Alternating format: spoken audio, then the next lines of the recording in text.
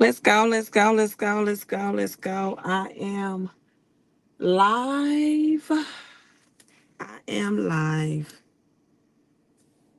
And I am tired. Let me explain this to you all as best as I can. Um, of course, when Bitcoin is about $100,000, I have an entourage of people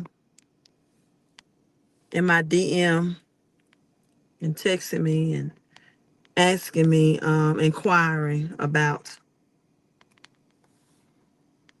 how, what do they need to buy, what crypto they need to buy, asking about Bitcoin, the beast of all cryptos, right? When I told you about it when it was $3,000, that wasn't attention grabbing enough, but okay.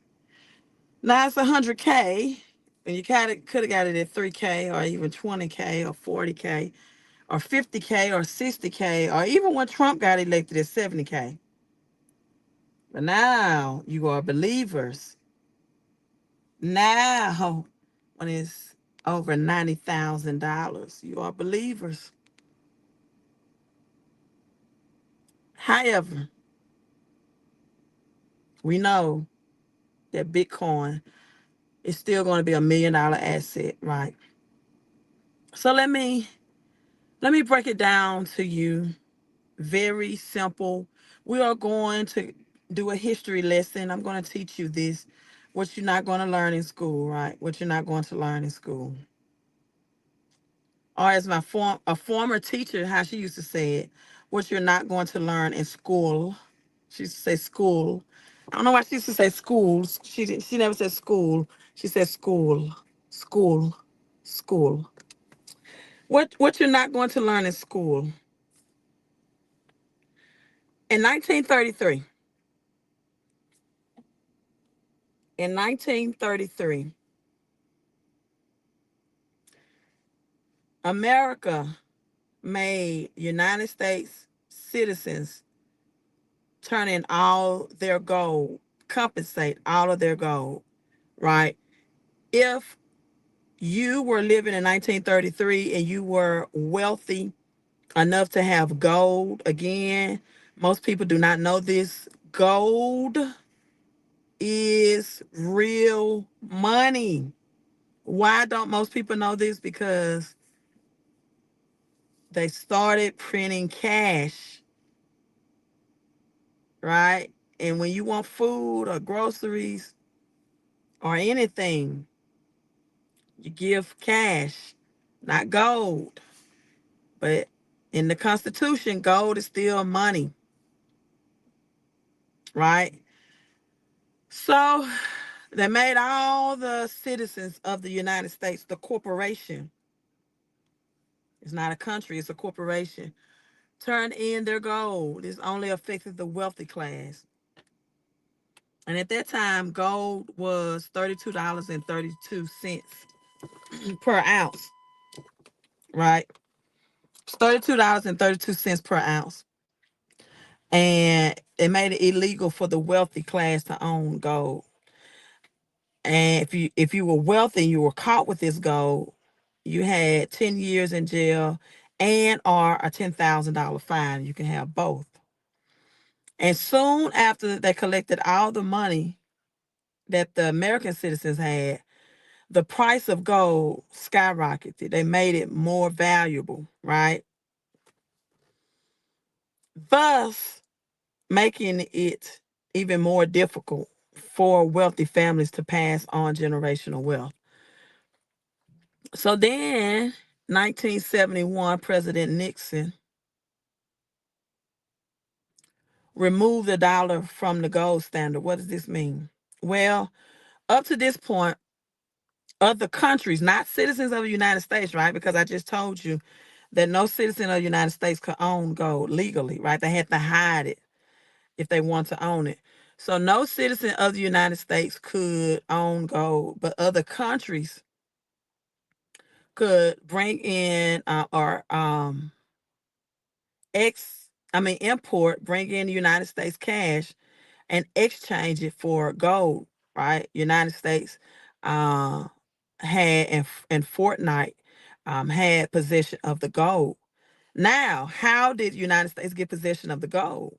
How did the United States become the wealthiest country of gold? I just told you. They took it from their citizens, right? So other countries, when they are selling their commodities, their oil, their agriculture, their soybeans, their rice, their vehicles, right? Um, their Volkswagen, right? Um, their diamonds, their pearls, right? From Africa and China and Nikes from China and all that. Well, they exchange it to United States dollars. So they said, okay, now at any time, because we're going to guard and protect the gold and we have the gold, um, if you want to exchange our cash for the real money, then you have the rights to do so. And so, well, Spain saw that the United States was um, printing cash at a high rate in the 70s, and they said, you know what? This is supply and demand. The more you all print, the less this cash is going to be worth. So we want the gold. We want the real money. You all can have this play money, this monopoly money. We want the tangible, the real, what you can touch and see, the hardcore money. And we're coming on our warships because we know it's going to be a war, right? And the United States got word of it. And Nixon said, we're going to change the law because they're coming to get the real money, right? And Ronald Reagan, in fact, in 1968, when he changed from being a Democrat to Republican, said that the United States really don't own any of that gold because the United States is in debt to foreign countries for more money that they owe than what we actually own. And if other countries called the United States bluff and wanted their real money back for their commodities, for what they shipped to us, it would be war, right?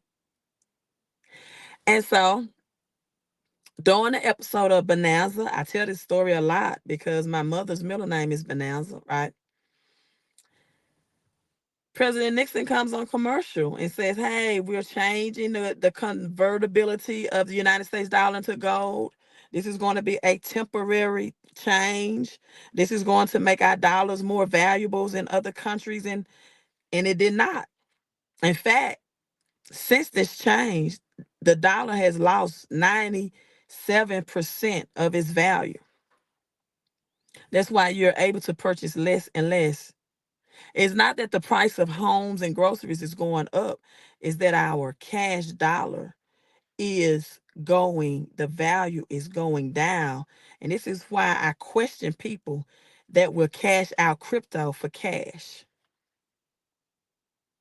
because you're cashing out your crypto and have to pay taxes on it, in fact, for a depreciating asset. Now, notice I did not say cash was not an asset. You have to go get your groceries with it, but it's depreciating. It's losing 90% of its value. That's why you see used car prices higher than ever before, homes higher than ever before, gas prices higher than ever before, because cash is devaluating.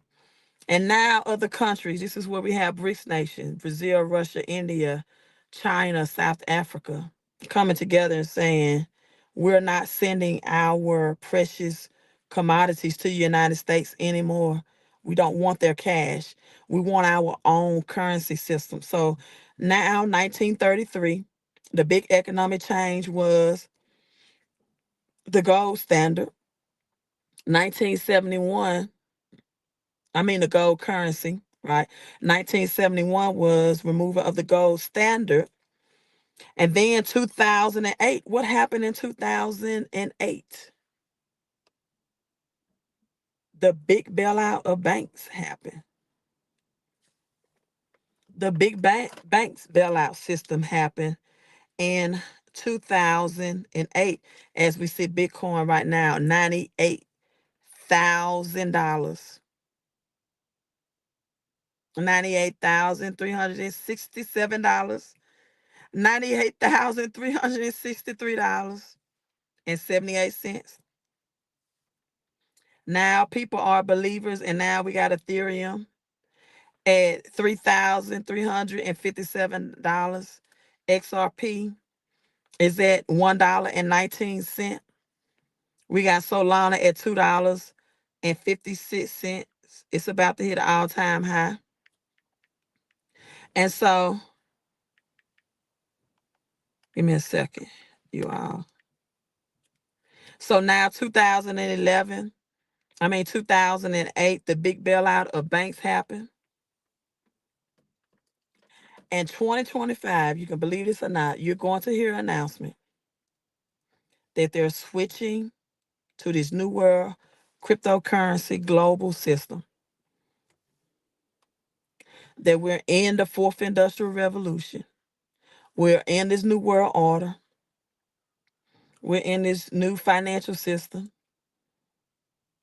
And people that are still into cash, 401k, retirement accounts, cash liabilities are going to deeply regret it. I'm sitting in my antique, by the way, that's going to appreciate in value, my antique truck right now. And I have my garage door open. And I'm getting ready to sell out some stuff I don't need. And I'm going all in crypto. I'm getting rid of some liabilities. I'm getting rid of some clutter in my life. Getting rid of some things that can bless some other people. But for me, it's going to increase my asset value. I'm going to get rid of my BMW. I don't drive it. I'm going to keep this though. This is officially in January next year going to be an antique. And it's well kept. All of my vehicles are well kept, right? But I don't need the BMW anymore. I don't drive it as much. It's garage kept. I'm give it to, sell it to someone that it can bless and be a daily driver too. And I'm going to take that and I'm going to put it in crypto. I'll take some things in my garage and sell it and put it in crypto. And I'm going to take some things that I know that's going to depreciate that I have just in a cash savings and cash out and put it in crypto. I'm going to take some things in my real estate holdings that I have and use the equity in some real estate. I have equity in my home, but I'm not going to use equity in my home for crypto. I could maybe use a percentage of it, maybe.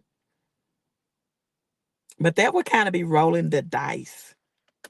I have 6 figures of equity in my house. I have to think long and hard about that one. But I have some rental properties that have 5 figures of equity in them that I'm going to take out uh, loans against and put it in crypto. And because I'm going to take that equity out at a lower percentage interest rate, because I know that the government is going to lower interest rates again and earn a higher interest rate in the crypto market. And then once it meets the amount of loan that I took out, I'm going to pay the loan off and continue to just let that grow for the next 2 years. And then after 2 years of this, 2 to 3 years of this crypto bull run, I'm going to reinvest that money into things that's going to cash flow. I get into that later on. So I have been faithful, you all. I have been faithful to you all about not overpaying the taxes out of your paycheck, especially your federal taxes, about getting your paycheck analyzed. So there could be $500 to $1,000 more that you can bring home so you can invest in crypto and still get your tax refunds so you're not overpaying in taxes. I have been faithful in telling you all to stop operating in bad credit scores because high interest rates is eating up your cash flow. You should not have your vehicles financed at 10, 11, 12, 18, 19% interest rates. You're paying 3, 4, 5x for vehicles. That, by the way, when you buy brand new, as soon as you drive it off the parking lot, it depreciates. It depreciates in value. I really, I don't care how rich, how much of a multimillionaire I become in um crypto. I don't think I ever buy a vehicle brand new. Now I'll never say never, but because I know the game and I know as soon as I drive a vehicle off the lot that it's going to depreciate in value. Like, if I want to get a Rolls Royce, I may get one that's 2, 3 years old. May.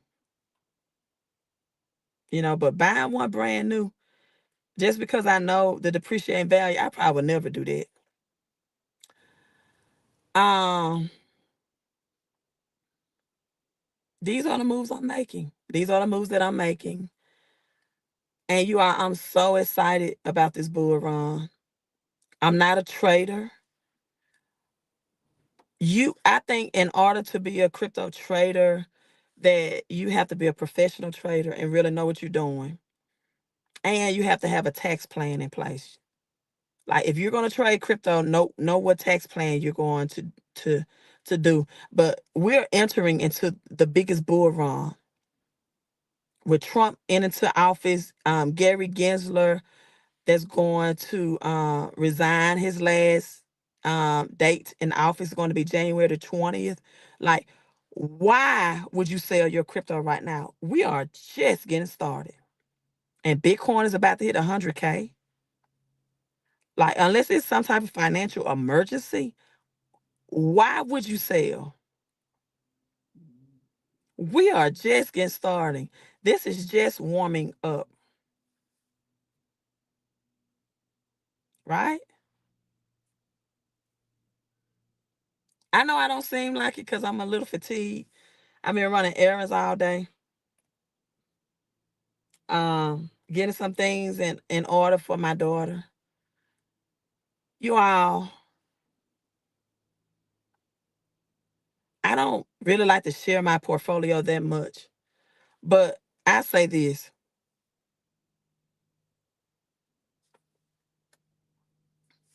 Let me answer this question.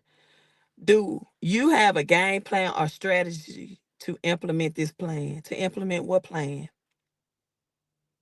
What plan are you talking about? Oh, shoot. Got you live. You do have me live. Oh, I forgot to say this at the opening of my live. Hello, hello, hello, you all. Um, Ada is making partnership with Bitcoin, right? I have a portfolio for my daughter. In her portfolio, hers, not mine, she has 27,000 Ada. You all, if Ada hits just $15, she's going to have over $250,000 in her portfolio alone.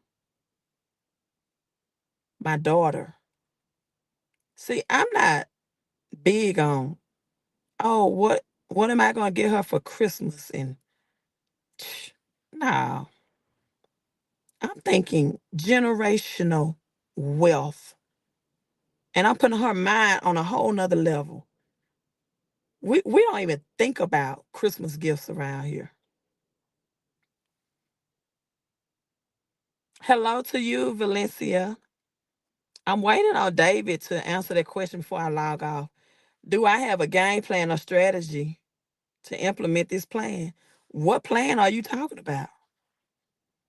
Because when you say game plan strategy, that's speaking my language. That's speaking my language. I'm a coach all day, every day. What plan are you talking about? Because I've been in crypto since 2018. So I don't know what game plan or strategy that you're talking about.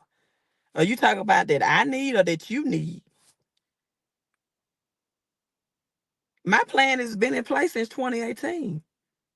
Oh, I mean, are you telling me you need to have a plan to invest? Now, I used to sell an ebook that's called Queen of Crypto. If you are a beginner to that, are you asking me, or do you need some beginning steps to start?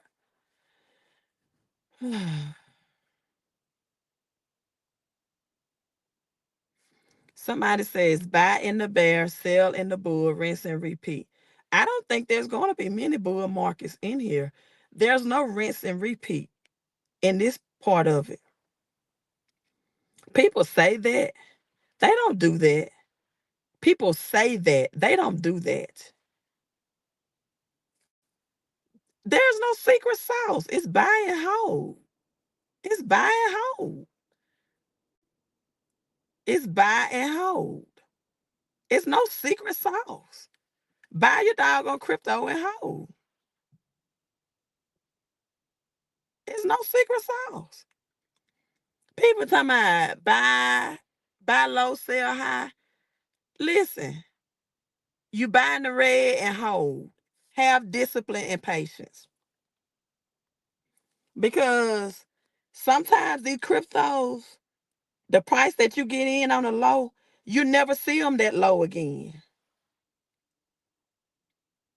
These people be lying to y'all when they be talking about, oh, I sell my crypto to buy other assets. No, they don't. They don't be buying other assets.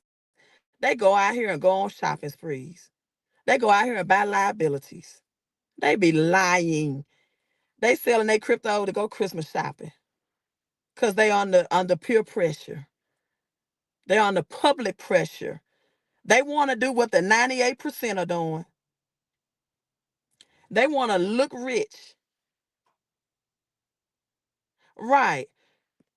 Right. Listen, if you can't hold crypto for 8 years, you don't deserve to be a multimillionaire. You'll hold that 401k for 40 years at your job until you ready to retire. You'll work that job for 25 and 30 years and won't touch your 401k. But when it come to crypto, oh, I've been in it 3 years, Queen. I've been holding for 5 years. So I sold. Like that's a long time. Like 7 to 8 years is a long time to have a six-figure income. You act like being a millionaire is an overnight process.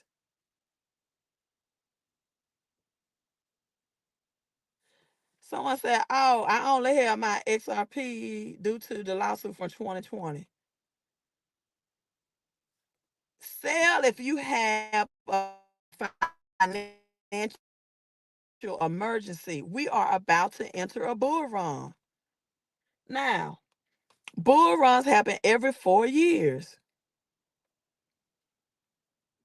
Now, you probably want to sell before this 4 years end because you don't want to go through a 4 year drought. You don't want to go through a 4 year drought, and you haven't put your money in a place to where you can get passive or residual income, or you haven't did anything with your capital gains.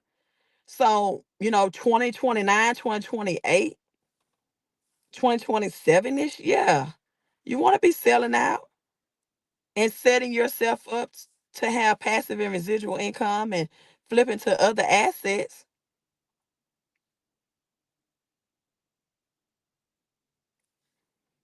Why would I buy in 2027 when I can buy right now? I tell you what, don't listen to people in the comments either. Listen to me. I'm the one, I'm the one with the followers for a reason. Why would I buy in 2027? That's about the end of the bull run. Hmm.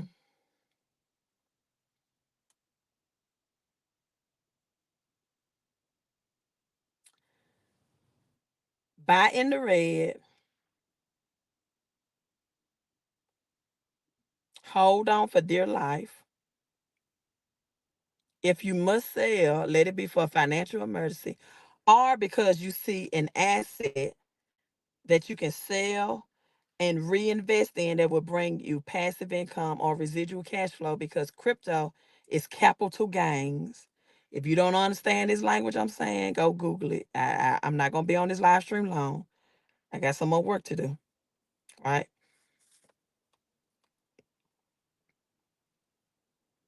For example, I'm giving an example though. Let's say you sell your crypto because you find a nice real estate deal and you want to invest in a sixplex, and you find a sixplex, and now you're going to sell your crypto to buy the sixplex, and you're going to have six tenants that's going to pay you monthly for residual cash flow, and that sixplex is going to also increase in equity simultaneously. Now you have equity, capital gains, and monthly cash flow coming in from your tenants. That would be a great example or reason to sell your crypto because crypto will only increase in capital gains. Now you're getting capital gains and residual income, right? Things like that. But that takes doing your work, doing your due diligence, doing your research, knowing your area, knowing your marketplace. Is this a good real estate investment? All of that stuff. Crypto doesn't take that much of investment and a risk to invest in, right? So,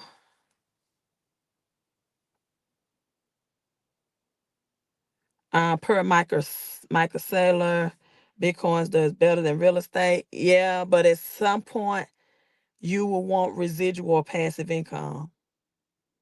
I mean, Michael Saylor just bought billions of dollars of Bitcoin. I'm talking to everyday working class people. Michael Saylor is a billionaire. He can just sit on his Bitcoin. I'm talking to working class people that's going to need some passive or residual income because they're not multimillionaires. Some of them are not even thousandaires. So at some point, they're either going to have to cash the money out to get into passive or residual income assets or to pay some bills off to live their life.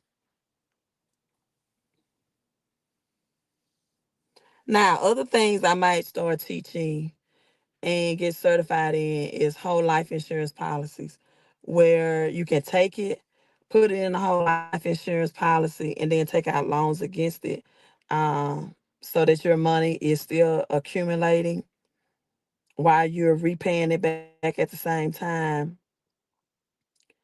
and it's still growing simultaneously, meaning that you're just not pulling that money out, right, and losing it. It's still growing, but you're using it at the same time, right? You're using it, you're living life, but you still have it at the same time.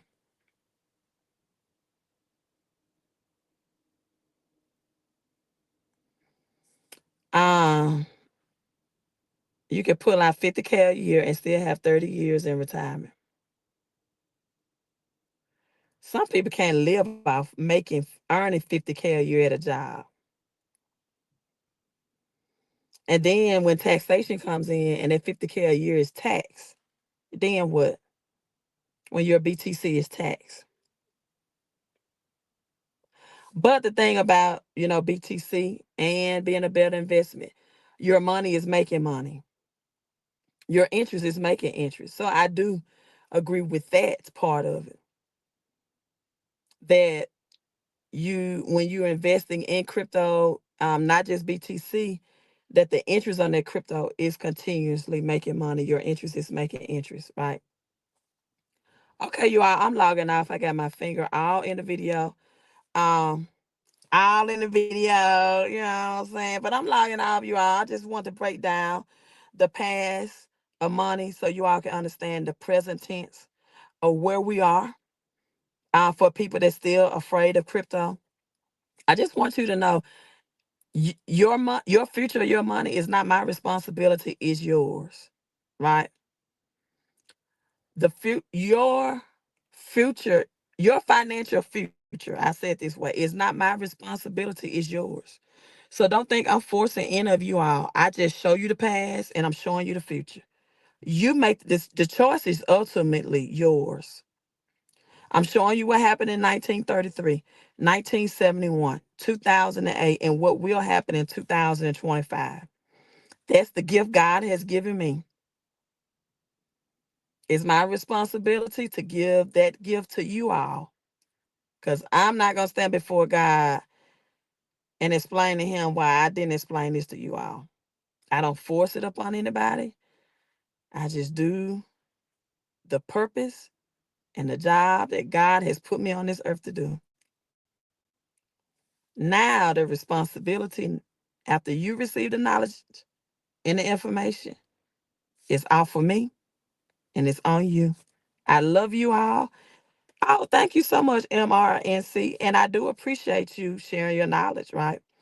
I do appreciate different perspectives, because I tell people everybody's financial situation is not the same. So everybody's financial moves won't be the same, right? But anybody that takes their crypto profits to get into liabilities does not have a financial education. We should not be doing that part, right? But everybody's strategies may be a little bit different.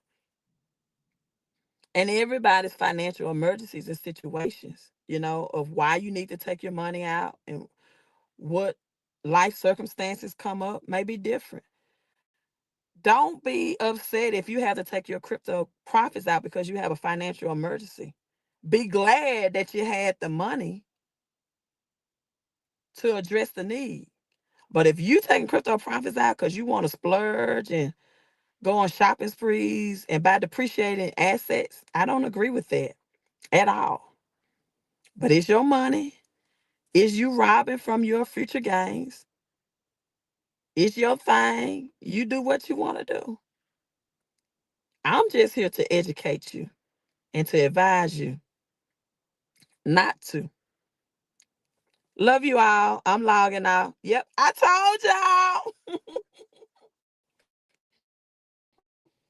D-Hall, you finna got me. You finna crank me up. Y'all thought I was playing, but I told y'all. And my southern accent. I told y'all. I told y'all. Y'all thought I was playing, but I told y'all. Had a little crack right there. I'm logging off, y'all. Enjoy. Hey, Lisa.